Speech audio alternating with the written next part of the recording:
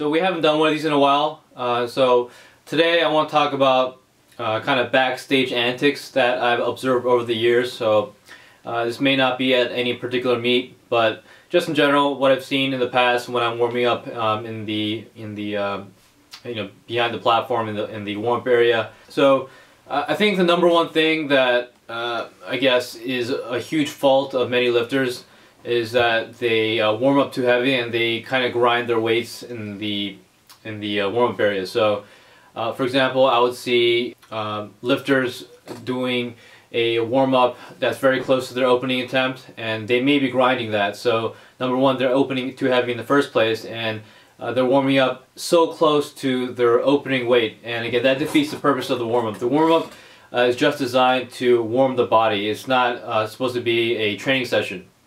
So you're not supposed to be sweating and huffing and puffing before you get on the platform.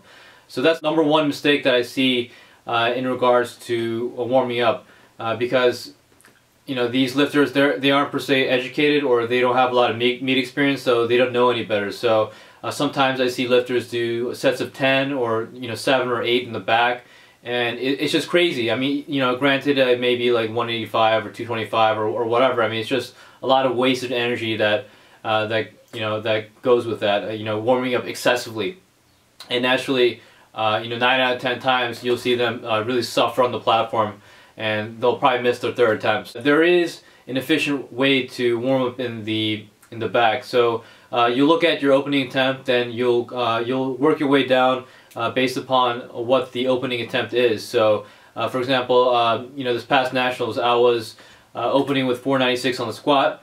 So naturally I would do a warm up about 15 kilos lower than that opening attempt. So from 496 I worked my way down, so it was 463, then before that I was doing 429 and so forth. I want to replicate the conditions of the platform in the warm-up area as much as possible, again without any grinding. So for example, let me see one recent competition that I went to.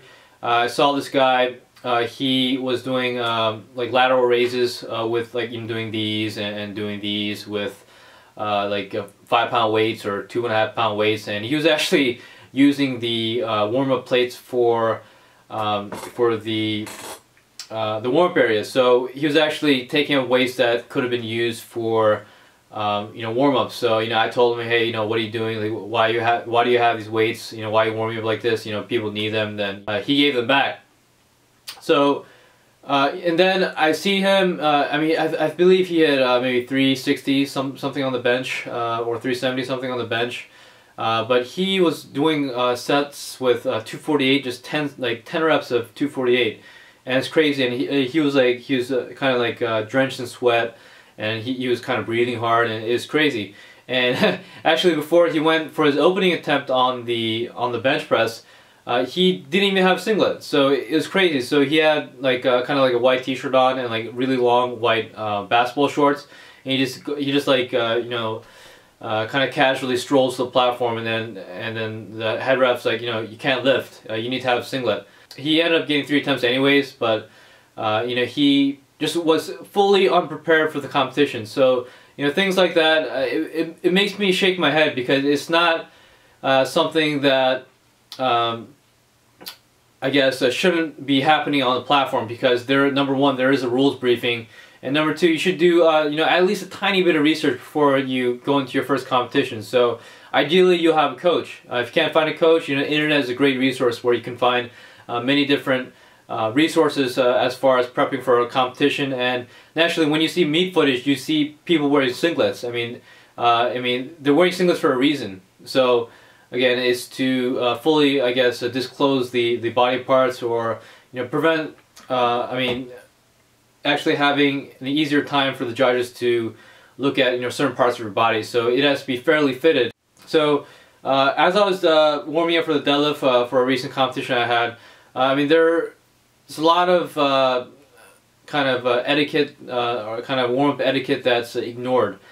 So in the back, alluding to my first point, where people are grinding with the weights, there's people deadlifting or warming up with the bar, 45 pounds, and so I found it kind of crazy, kind of doing deficit pulls, and I see another person warming up with like 5 kilo plates. So I mean, they're essentially doing a deficit pull.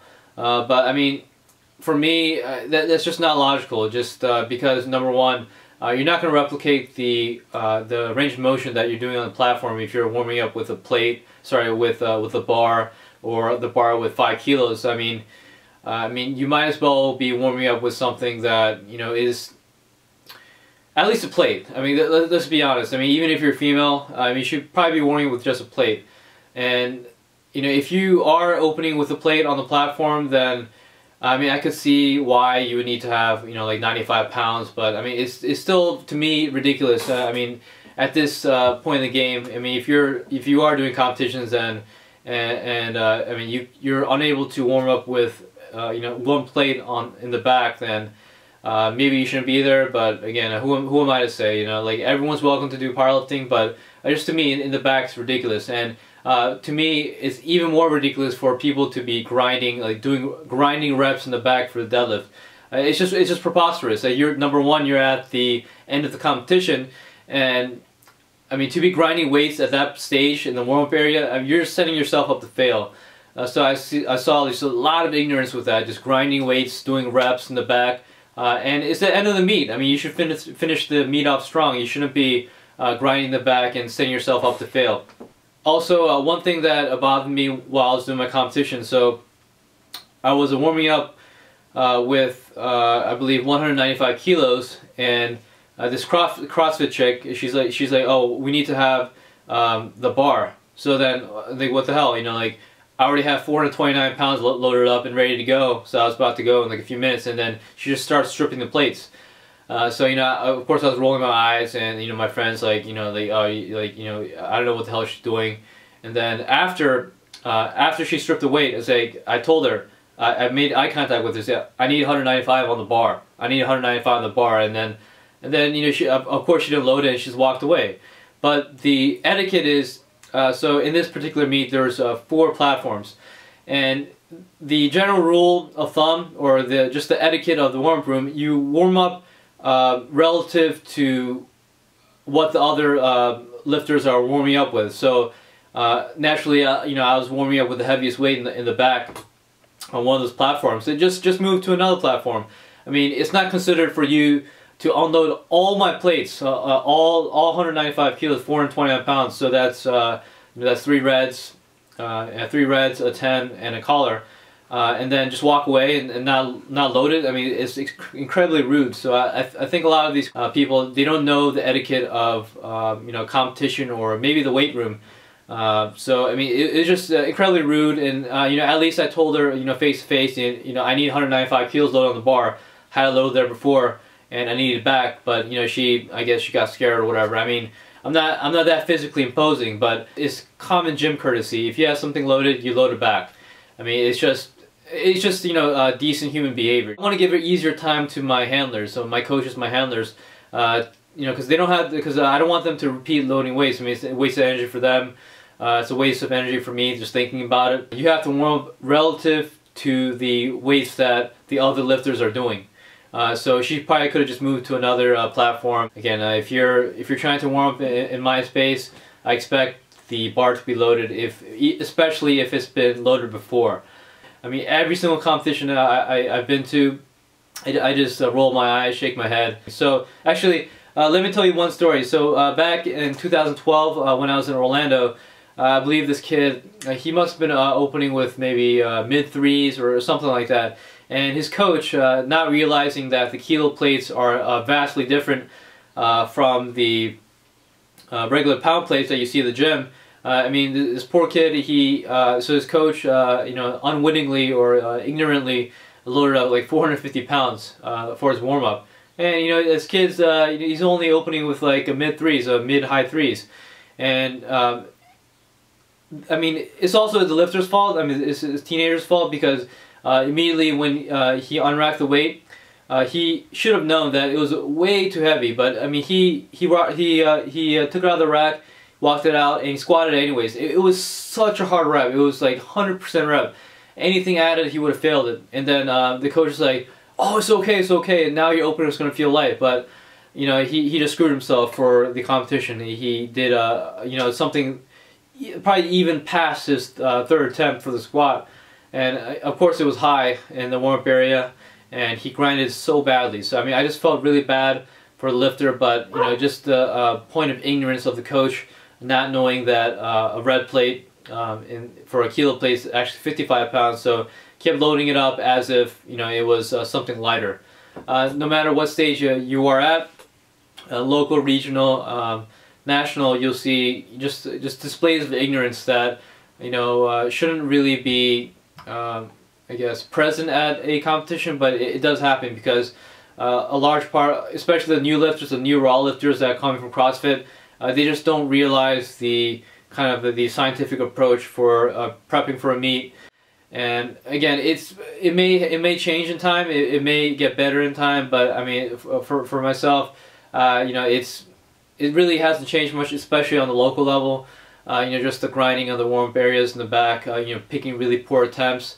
A lot of lifters bombing raw. So I've written many times on Facebook, kind of trolling status. Oh, if you bomb raw, or especially in another vlog that I did, that bombing raw is the most disgraceful act that a powerlifter can do, because you're in control of the weight the entire time. You're not depending on a suit or a shirt or knee wraps to help you lift the weight. So it's all you, and the only time that you would miss an attempt, barring a catastrophic injury. But again, that's a very, very rare occurrence. But I mean, if you are failing weight due to strength, then you really picked a poor attempt, and it's all on you. And even if you're feeling poor in the warm-up area, if things are feeling slow, then you can you do have the ability to change the opener. So it's all in your control if you're lifting raw. So I generally don't like to associate with people that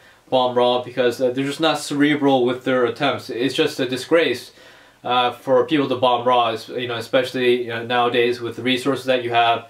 And again, bombing raw is also a reflection of your ego. So if you are lifting first attempts that are so heavy, so close to your limit, then number one, you don't have much space to move to your second and third attempts, but you also risk the chance of bombing. So hopefully that sheds some insight as far as the type of ignorance that you see at the especially the local level at competitions. But I hope you guys learned something. So that's it, and thanks for watching.